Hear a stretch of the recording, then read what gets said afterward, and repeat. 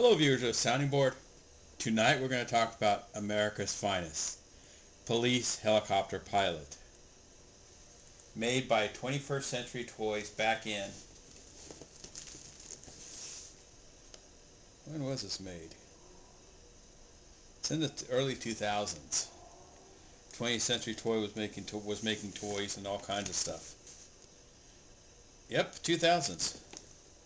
They were the competitors to Hasbro's G.I. Joe, one of them. Them, Blue Box Toys, and World Peacekeepers, or Power Team as they used to be called. But this is what his box looks like. They had very colorful boxes for figures. And they used the same style as Dragon, in the sense they had this flap that you open. You got this nice beautiful art of the character like a G.I. Joe, and then it opens up to a picture here, which on a Dragon figure would have all these extra accessories or the history of the character, and here is the character itself in this box. You know, Dragon figures are kind of cool because they have boxes like this, but they're very colorful, showing you like a G.I. Joe figure. They all take from Hasbro, the modern Hasbro kind of, where you get a picture of the figure to inspire the child to go, ooh, I want that, mommy. What is this? Oh, it's a die cut piece of extra paper. And so here's what the guy looks like. They have this interesting urban look to it.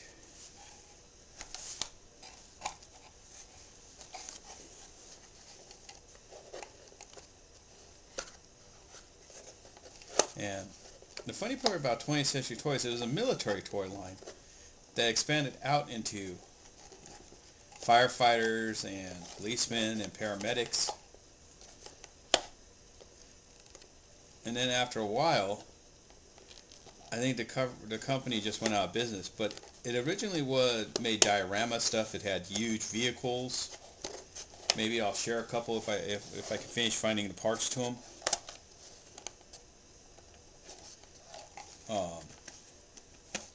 Like vintage G.I. Joe, they had like a one shift scale Hummer.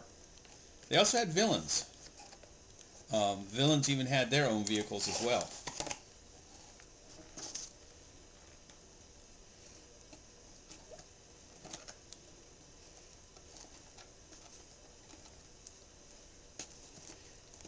But these are all a good example of why we don't buy 12.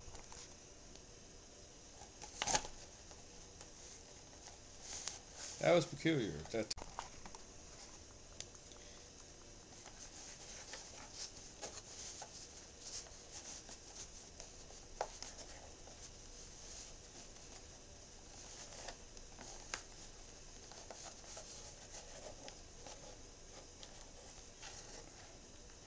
Man, can you imagine a child trying to open this up? They usually just yank them off the backing. End up breaking something. That's why so many of them probably got returned too.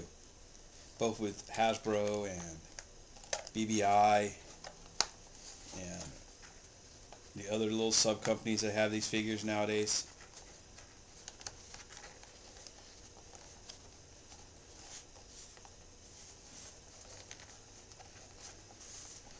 You know, because for the most part, these figures are kind of designed for adult collectors, even though they're sold in the toy aisle. And they have a big following from people that grew up with G.I. Joe, both 12 inches, and then the modern G.I. Joe and the reissues. So it gave a new generation opportunity to catch some of the vintage Joes.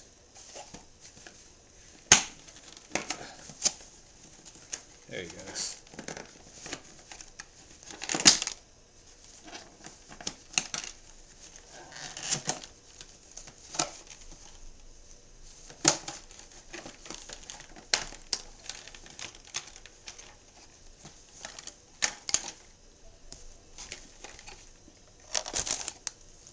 Before we open his gear, let's look at him first.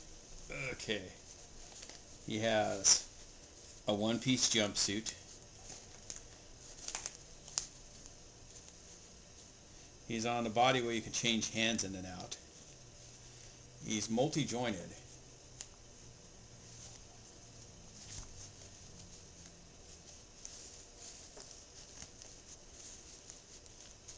At the time, this is what I liked about these guys better than G.I. Joe. They had more mobility than Joe did.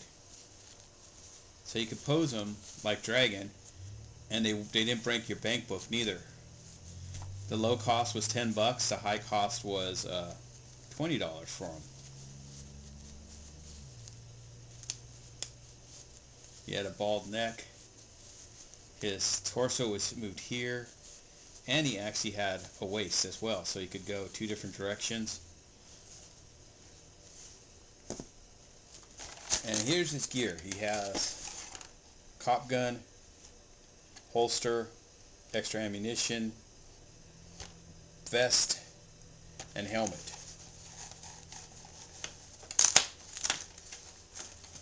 A lot of times the funnest part of these figures were the accessories. Because usually sometimes once you open them, the figure wasn't quite as fun as you thought he would be. They kind of turned out to be, I don't really like the way this guy looks. I'm not feeling it. You know, because these are, like Mark Spector said, figures are avatars to the imagination. And if you don't feel it, and no, these are his gloves actually. So he has gloves, not a holster. So where does his gun go?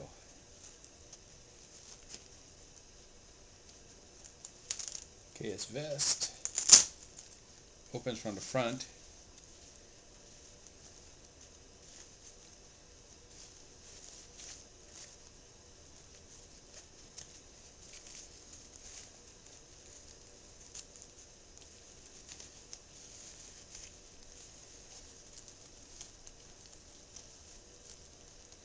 Oh, his pouches are even.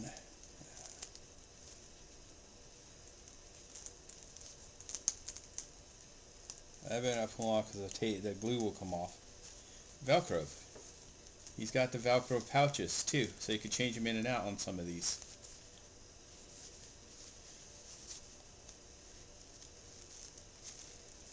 Okay, so his sidearm literally goes on the side of his leg and hangs off his belt, like so.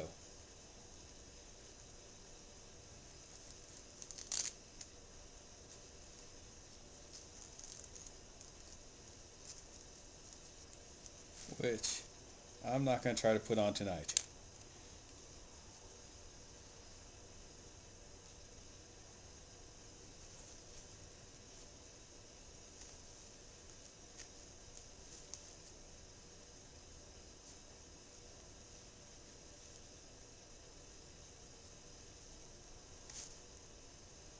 And the mittens are fighting me.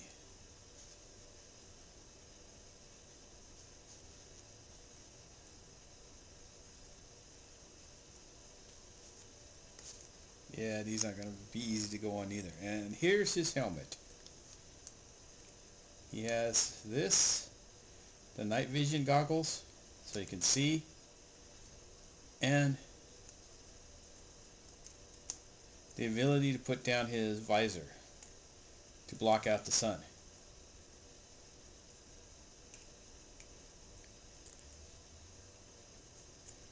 Plastic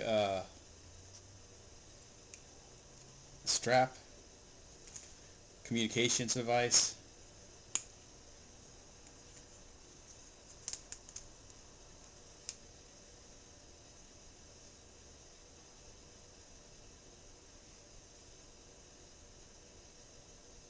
Oh, this is kind of neat actually. He has a SWAT-like helmet. Now how do I get this on?